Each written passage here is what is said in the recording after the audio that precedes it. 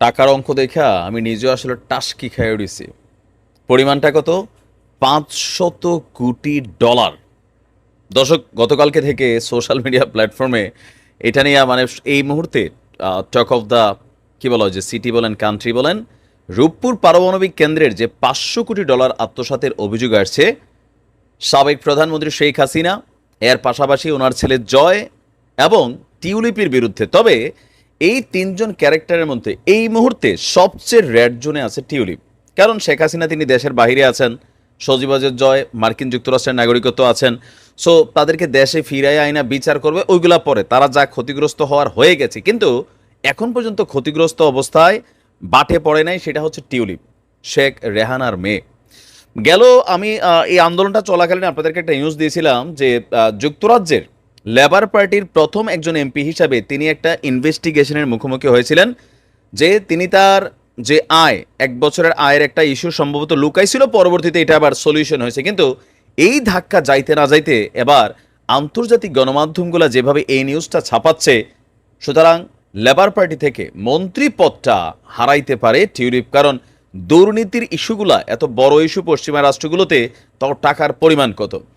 আমরা যদি দেখি যে গ্লোবাল ডিফেন্স কর্প তাদের প্রকাশিত এক প্রতিবেদনে দেখা গেছে যে রূপপুর প্রকল্প বাস্তবায়নকারী সংস্থা রোসাট্রম মালয়েশিয়ার একটি ব্যাংকের মাধ্যমে শেখ হাসিনাকে এই অর্থ আত্মসাতের সুযোগ করে দিয়েছিল, যাতে মধ্যস্থতা করেছিল সজীব ওয়াজেদ জয় এবং ভাগ্নি টিউলিপ সিদ্দিক।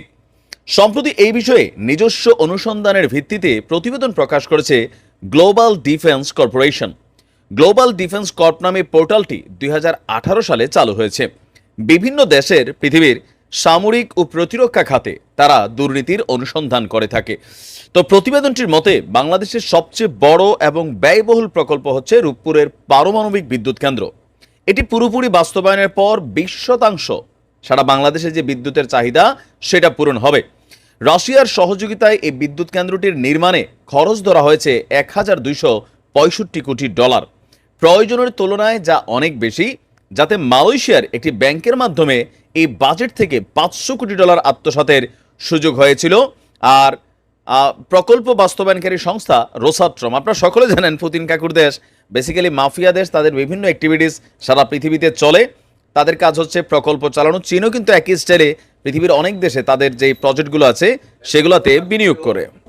এই প্রতিবেদনটিতে আসা তথ্য অনুযায়ী নিজের ভাগ্নি টিউলিপ সিদ্দিকের মধ্যস্থতায় ফাইসা যাচ্ছে টিউলিপ, একদম টোটাল বাদ হয়ে যাবে।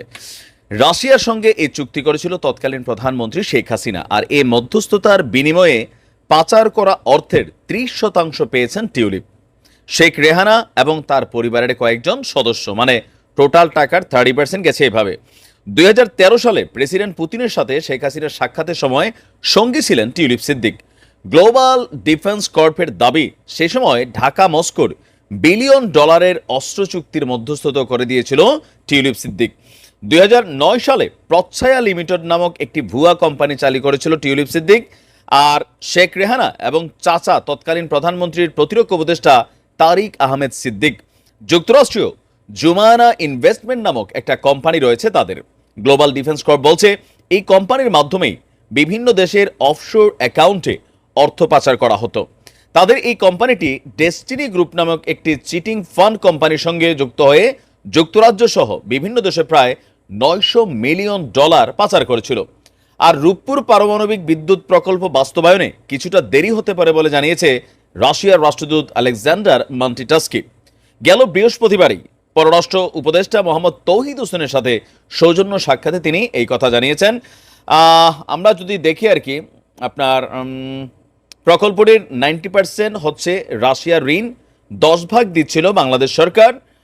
আর আর এটাতে আপনার চলতি বছর প্রথম ইউনিট এবং 2025 সালে দ্বিতীয় ইউনিটের কাজ সম্পন্ন হওয়ার কথা। এখন এই প্রতিবেদনটা আপনার যখন প্রকাশিত হলো, স্বাভাবিক এত বড় অঙ্কের টাকার কথা শুই না কারই না মাথা ঘুরান দেয়। তবে আওয়ামী লীগের যারা ঊর্ধ্বতন নেতারা আছেন, যদিও পলাতক আছেন, বাট নানানভাবে ফেসবুকে সজীবজের জয় সহ বাকিরা বিষয়গুলো নিয়ে বলছেন যে এটা উদ্দেশ্য প্রণোদিতভাবে শেখ হাসিনা এবং তার পরিবারকে বিপদে ফেলার জন্যই আসলে এই প্রতিবেদনটা করা হয়েছে। কিন্তু প্রতিবেদনটা তো বাংলাদেশের না, গ্লোবাল ডিফেন্স কর্প, এটা একটা সম্ভবত প্রাইভেট সেক্টর, এটা কোনো সরকারি প্রতিষ্ঠান না, তারা বিভিন্ন দেশ নিয়ে কাজ করে।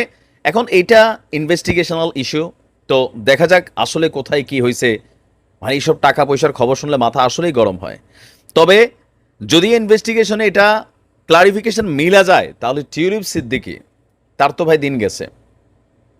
যুক্তরাজ্যে দীর্ঘ একটা সময় ধরে, কারণ এগুলো লেবার পার্টির ইমেজে না আসবে, আমাদের বাংলাদেশে এটা যতটুকু আলোচিত হচ্ছে ঠিক সমপরিমাণ যুক্তরাজ্যের পার্লামেন্টও এই ইস্যুগুলো বিরোধী দল যারা আছে তারা তুলে ধরবে। তার উপরে তিনি এবার মন্ত্রী হয়েছেন, আর গেল কয়েকদিন আগে একটা ধাক্কা থেকে বাঁচছেন ইনভেস্টিগেশন থেকে। তো সময়ের অপেক্ষা, হয়তো যে কোনো সময় তিনি তার মন্ত্রীপদ হারাইতে পারেন, আবার সেখানে আইনানুগ বিভিন্ন ব্যবস্থা নেওয়া হইতে পারে।